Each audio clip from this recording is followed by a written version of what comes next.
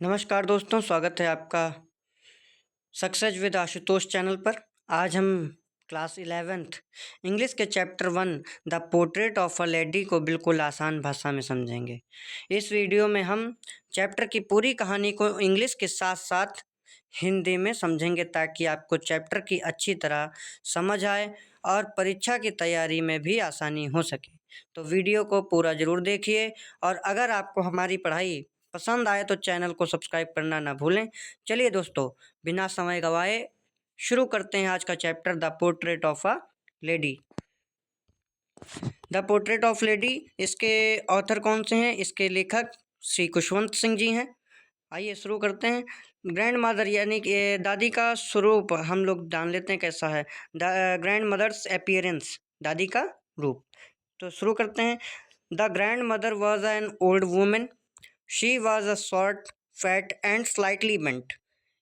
Her face was covered with wrinkles. She always wore white clothes and carried a rosary in her hand. ठीक है, इसको हम लोग समझेंगे हिंदी में क्या इसकी बात हुई। लेखक की दादी बहुत बूढ़ी महिला थी। उनका शरीर थोड़ा झुका हुआ था और चेहरे पर बहुत सारी झुर्रियाँ थीं। वह हमेशा सफ़ेद कपड़े पहनती थी और हाथ में माला रखती थी। ठीक है, अब ग्रैंड मदर की गांव का जीवन देख लेते हैं। जो लेखक की दादी हैं उनके गांव का जीवन कैसा था। When the author was a child, he lived with his grand mother in the village. She took great care of him. She walk him up, got him ready for school and accompanied him to school. ठीक है, इसको फिर हम हिंदी भाषा में समझेंगे। जब लेखक छोटा था तब वह अपनी दादी के साथ गांव में रहता था। दादी उसकी देखभाल बहुत अच्छे से करती थी। वह सुबह उठाती थी उसे। दादी जो है वो लेखक को सुबह बहुत जल्दी उठाती थी, तैयार करती थी और स्कूल तक छोड़ने भी जाती थी। फिर the school was attached to a temple. गांव का स्कूल मंदिर से जुड़ा हुआ था। The priest taught the children the alphabet and the morning prayer. वहाँ बच्चों को अक्षर और प्रार्थना सिखाई जाती थी। दादी को यह स्कूल बहुत पसंद था क्योंकि वहाँ धार्मिक शिक्षा भी दी जाती थी। इसलिए दादी को वो स्कूल इसलिए पसंद था क्योंकि उसमें धार्मिक शिक्षा दी जाती थी, इसलिए। ठीक है। When the author moved to the city, जब लेखक शहर चला गया तो उसकी दादी When the author moved to the city, his relationship with his grandmother changed. He went to an English school by a motor bus. जब लेखक शहर चला गया तो उसकी दादी के साथ उसका रिश्ता पहले जैसा नहीं रहा। अब वह बस अंग्रेजी स्कूल जाने लगा। दादी उसे स्कूल नहीं ले जा पाती थी। ठीक है। The grand mother did not like the subjects taught at the English school. She was unhappy because there was no teaching about God and scriptures. दादी को अंग्रेजी स्कूल की पढ़ाई पसंद नहीं थी क्योंकि वहाँ भगवान और धार्मिक ग्रंथों के बारे में नहीं पढ़ाया जाता था। उन्हें संगीत की शिक्षा भी पसंद नहीं थी। उनको संगीत की शिक्षा नहीं पसंद थी। ठीक है। The grand mother loved sparrows. दादी को गौरैया बहुत पसंद थी। She fed them bread crumbs every afternoon.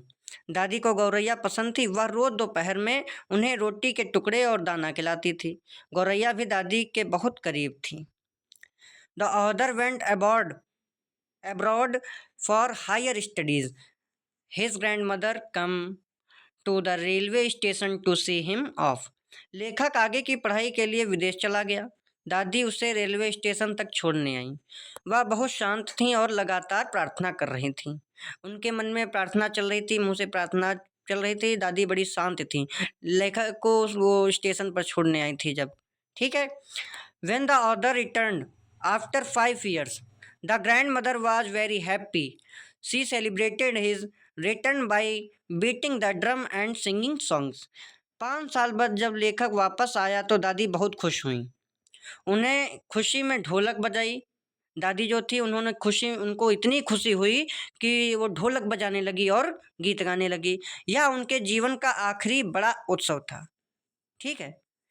ये दादी का जो जीवन का सबसे जो महंगा पल कहते हैं, और सबसे खास पल जो था ये आखिरी पल था उनके लिए, आखिरी उत्सव था। ठीक है। The grandmother became ill and died peacefully. दादी बीमार हुई और शांतिपूर्वक उनकी मृत्यु हो गई। After her death many sorrows gathered around her body. उनकी मृत्यु के बाद बहुत सारी गौरैयाँ उनके कमरे में आ गईं। They did not eat the bread crumbs offered to them. उन्होंने दाना नहीं खाया। ठीक है। दादी के प्रति प्रेम और लगाव को दर्शाता है। इसको हम लोगों ने आसान भाषा में समझ लिया सभी लोगों ने। अब इसके क्वेश्चन आंसर्स और शॉर्ट लॉन्ग एमसीक्यूज जो भी हैं वो आप लोगों को नेक्स्ट वीडियो में मिल जाएंगे। तब तक के लिए जय श्री राम, नमस्कार।